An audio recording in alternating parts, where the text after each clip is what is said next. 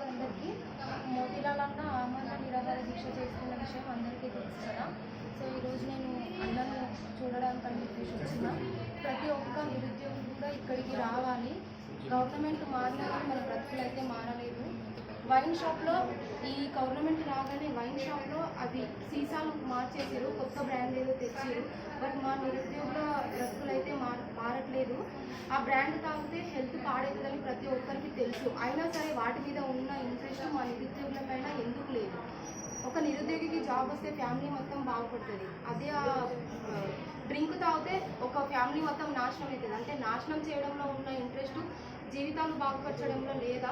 ఇప్పటికైనా సరే ఒకటే చెప్తున్నా, ఈ గవర్నమెంట్కి అన్న చేస్తున్నటువంటి ఆమరణ నిరాహార దీక్షలో అన్నకేమన్నా అయితే పూర్తి బాధ్యత మాత్రం గవర్నమెంట్దే.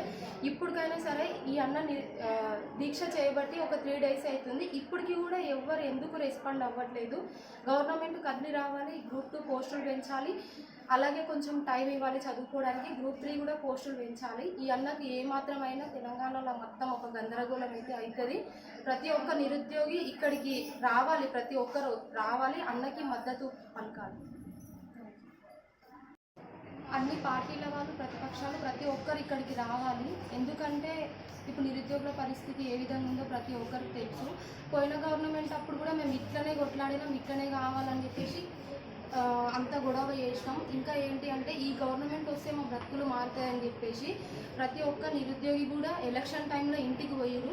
ఊర్లలో కార్యకర్తలు కూడా ఎంత వర్క్ చేసారో మాకైతే తెలియదు. కానీ నిజంగా చెప్తున్నా, ఇక్కడ చదువుకునే హైదరాబాద్ వచ్చి కోచింగ్ తీసుకున్న ప్రతి ఒక్క నిరుద్యోగి వాళ్ళ ఇంటికి కార్యకర్తగా మారి ఇది గవర్నమెంట్కి ఓట్లేయండి, ఈ గవర్నమెంట్ వస్తే మన బ్రతుకులు మారుతాయి అని చెప్పేసి ఇంతగానం పోరాటం చేస్తే ఇప్పుడు కూడా మా బ్రతుకులు అయితే ఏం మారతలేవు. పోయిన గవర్నమెంట్ అప్పుడు ఏ విధంగా ధర్నాలు, ఆమరణ నిరాహార దీక్షలు ఏ విధంగా అయితే చేసినామో ఇదే గవర్నమెంట్లో కూడా ఇవే కంటిన్యూ అవుతున్నాయి.